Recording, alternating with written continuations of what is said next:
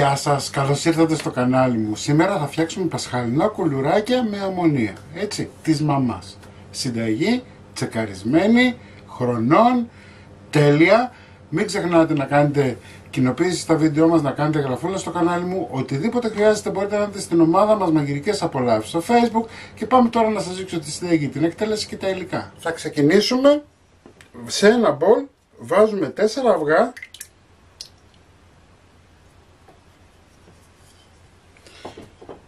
300 γραμμάρια ζάχαρη,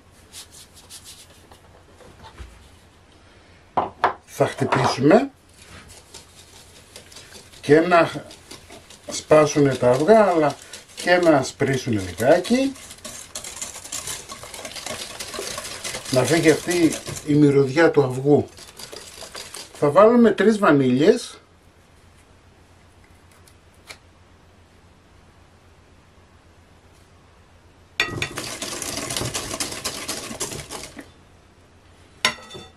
μία καλή τσιμπιά αλάτι,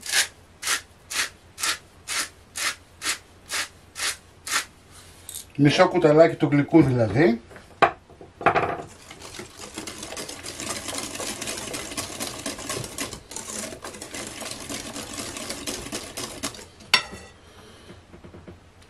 ...250 γραμμάρια βούτυρο, μπορείτε να βάλετε και φυτίνη αν θέλετε,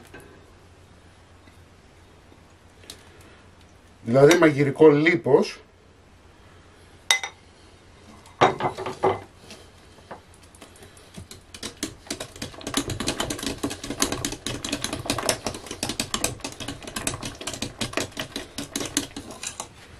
θα προσθέσουμε 70 γραμμάρια κονιάκ. Εάν δεν θέλετε να βάλετε κονιάκ μπορείτε να βάλετε χυμό πορτοκάλι.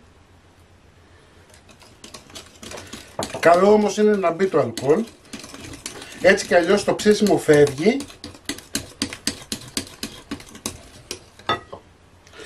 Εδώ έχω 150 γραμμάρια γάλα, ένα ποτηράκι του κρασιού,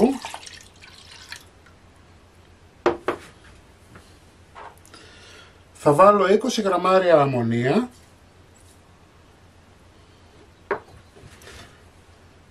θα το ανακατεύσω λιγάκι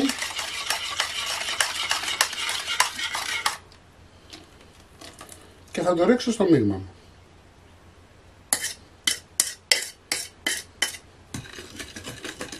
Πάμε τώρα να ξεκινήσουμε σιγά σιγά να βάλουμε αλεύρι. Όπως σας έχω πει και σε άλλες συνταγές, ποτέ δεν βάζουμε το αλεύρι όλο μαζί. Ξεκινάμε στην αρχή λίγο.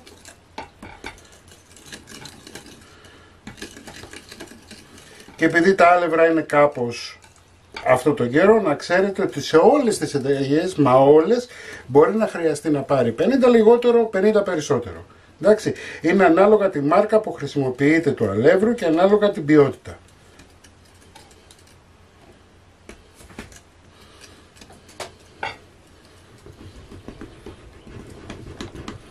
Λοιπόν, πάμε τώρα σιγά σιγά με το χέρι.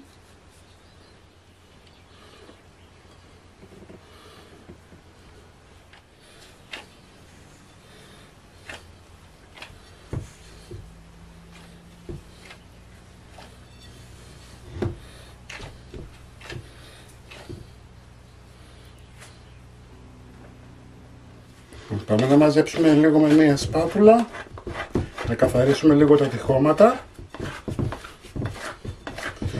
Το αλεύρι που πήρε είναι 1100 γραμμάρια.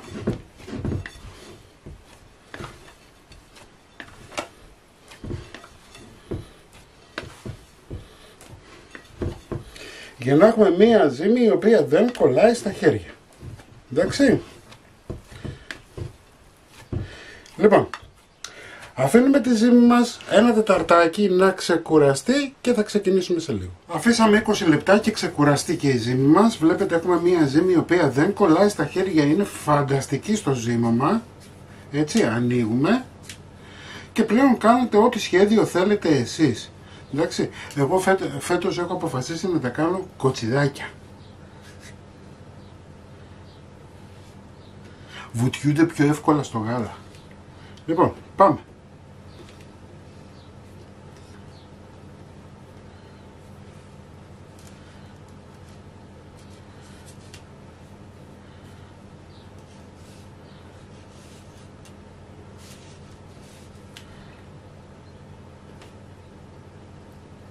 Θα σας πω τώρα πόσο θα γίνει το καθένα.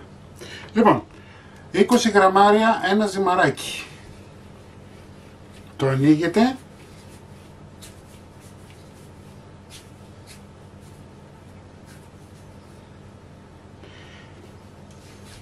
Το κάνετε ύψιλον, παίρνετε ένα άλλο 10 γραμμάρια. Το ανοίγετε και το βάζετε στη μέση. Εντάξει. Και πλέον πλέκετε την πλεξούδα σας.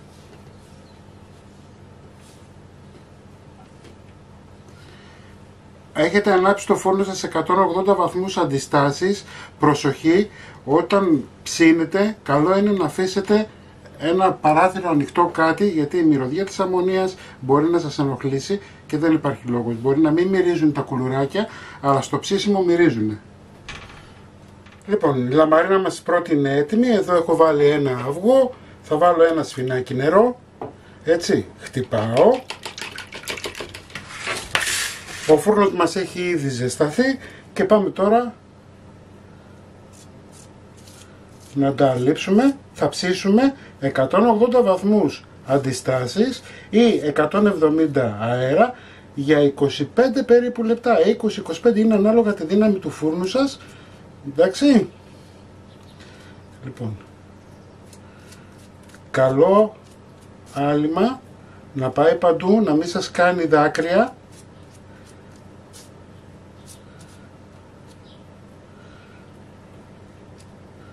Εάν χρειαστεί μπορεί να βάλετε και δεύτερο αυγό, αν δεν σας φτάσει δηλαδή να τα λείψετε όλα με αυτό, αλλά συνήθως φτάνει.